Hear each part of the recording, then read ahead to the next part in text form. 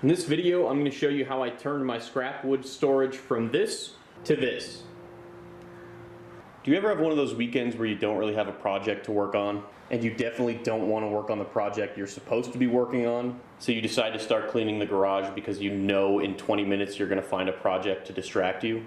If you're watching this channel, of course you have. This is the way I store off-cut lumber in my garage, and it completely sucks. So we've basically got these three bins. The left trash can is for offcuts of like crappy dimensional Home Depot lumber. The right trash can is for offcuts of like nice hardwood like ash, maple, oak. And the tote on the very right is for anything that's flat like bits of plywood, MDF, old shelves, that kind of thing.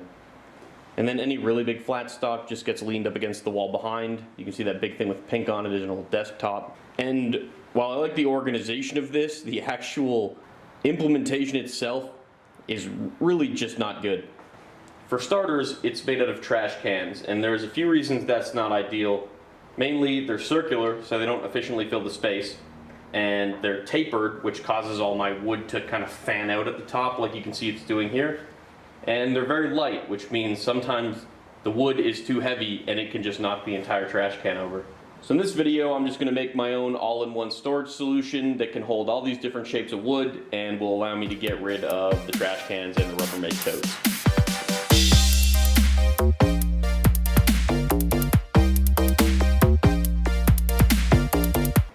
Okay, so I've got it planned out and measured, and basically what I'm doing is I'm building a wood box that's going to do the exact same thing that those rubber containers do. So this is the top view of what it's going to look like. So it's a 2-foot by 6-foot box, and then it's divided into 4 sections. An 18-inch square for my softwood offcuts, an 18-inch square for my hardwood offcuts, a 3-foot by 2-foot rectangle for my smaller flat offcuts, and then a 6-foot by 6-inch section here for really big flat offcuts. And this bottom diagram here is just the pieces that are required to make it. As you can see, it's incredibly simple. There's 4 6-foot by 2-foot pieces and 4 18-inch by 18-inch pieces. This entire thing will require 2 sheets of plywood and 4 cuts. The main thing I care about here is that I only have to buy 2 sheets of plywood because plywood is so fucking expensive. The big advantage of the design I have drawn up is it takes up the exact same footprint as this whole situation does. It won't take up any additional space in my shop. Because the thing is, yeah, I could go a lot bigger, I could make it more complicated, I could give it more compartments for a greater level of organization, and I could incorporate all of my long wood storage into it. But fundamentally, this is my garage. I have to park cars here in the winter, so I need it to jam right up against the wall and not be in my way ever. That was the advantage of the trash can storage system, and I want to maintain that advantage in the quote-unquote official storage system. But I feel like I've been doing a lot of talking. I need to go to Home Depot. $130 for 2 sheets of 3-inch ply at Home Depot. Next time you're at Home Depot, shoplift something.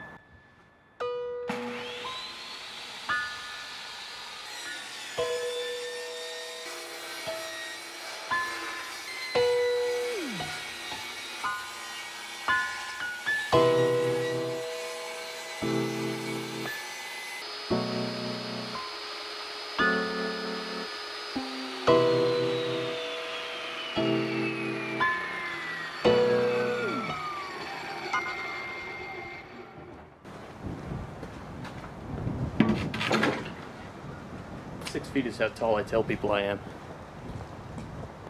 Okay, so I've got all the pieces I'm going to need to get this done. I've got 4 pieces of 6x2, 2 pieces of 24-inch by 24-inch, and 2 pieces of 24-inch by 16. And that uses the plywood pretty efficiently. All I've got left is this 1 piece of 24 by 16, which will fit perfectly inside of my new wood storage bin. So at the beginning I ended up doing my cut math completely wrong. 4 cuts was never possible. 5 cuts was possible. I ended up doing it in 7 because it was easier. The dimensions also aren't going to be quite the same as the little drawing I had, just because in real life I have to account for the thickness of the plywood. But once it's all done, I'll go over what the final dimensions ended up being. For now, we're good to start assembly. Normally, I'm not a fan of screwing plywood into plywood perpendicular like this. I would typically want to put some sort of wood supports in these corners that I could screw into, but I don't want to waste the space, so plywood into plywood it is. As long as I do it right, it shouldn't be a problem. And by do it right, I mean pre-drill my holes so that I don't split the plies apart.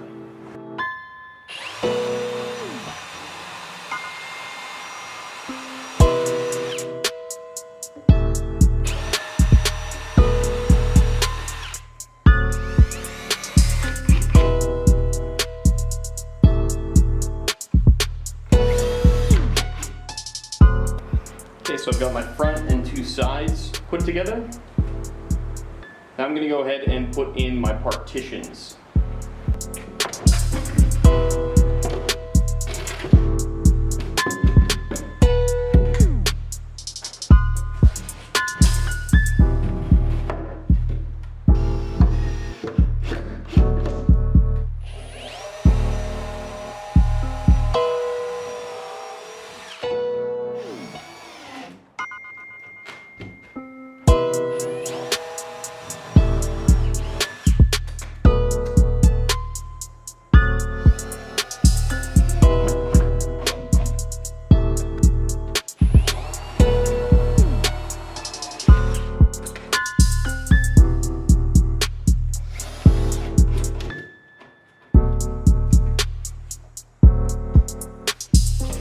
Now's probably a good time to mention that I'm only showing 1 or 2 screws on each edge to save us all from dying of boredom. In real life, I put 4 screws on every single joint.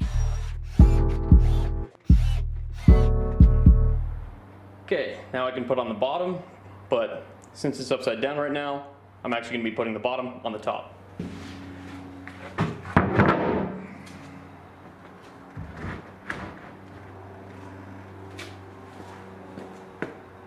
Oh, that's... damn. Fine. I made a very minor, but also kind of funny mistake.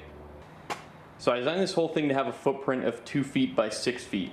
But what I actually did was I built it with a footprint of 2 feet by 6 feet plus that. So the piece that I made to be my bottom is actually a 1/4 inch too short on each side because I didn't account for the side itself. It's not really a big deal. I can still fully enclose the bottom. It just kind of makes me look like an idiot.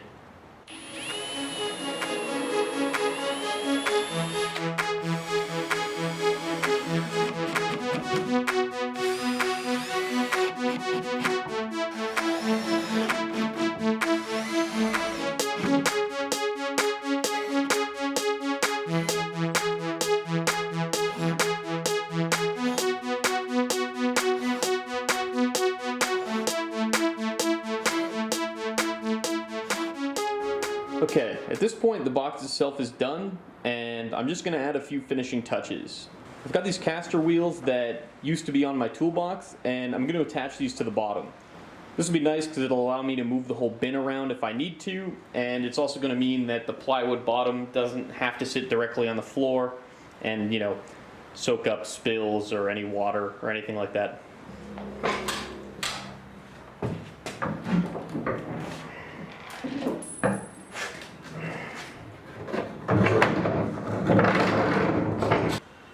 Okay, that's the whole thing done. That's a big wooden box, all right. I hope that's not underwhelming. If you were expecting this to be more complex than a big wooden box, that sounds like a you problem. So real quick, I'm just going to go over the final dimensions because, like I said, what I ended up building was a little different than what I sketched out by only a matter of a few inches here and there. Depth-wise, it's 2 feet exactly. Height-wise, the body itself is about 25 inches, and from the ground, it's about 31 inches. Lengthwise, it is 73 3/4 inches, so just over 6 feet. These two compartments are both 18 inches wide and 16 inches deep. This guy over here is 16 inches deep and just shy of 35 inches wide. This guy back here is a full 6 feet wide and about 5.5 inches deep. All that's left to do now is put all the wood in it and see how it fits.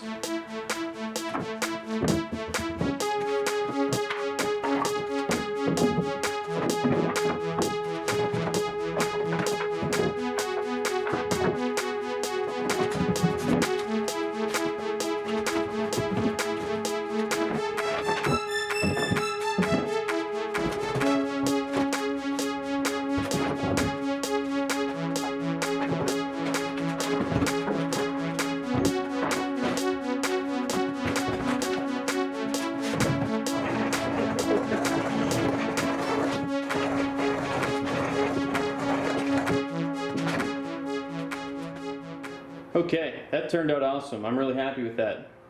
As you can see, this takes up way less space than my assorted trash can setup used to take up, and there's no danger that, any of this wood is going to fall over into the garage, onto a vehicle. It's way cleaner and it looks way better. The big benefit here is that we're using the space way more efficiently now. Those circular trash cans that used to be completely full have now turned into square bins that aren't even close to full. And with all this additional space, I've bought myself at least another 10 years before I have to go through any of this and throw it out. And ultimately, that's the whole point of this, is just to increase the amount of scrap pieces of wood that I can hoard, even though I know I'm never going to use any of them. So that's it for this episode. Thanks for watching. Hopefully you found this to be useful in some way. If you end up building something similar, leave a comment, let me know. And I'll see you in the next one. What I was supposed to do today was clean the garage, and it's dirtier than it's ever been.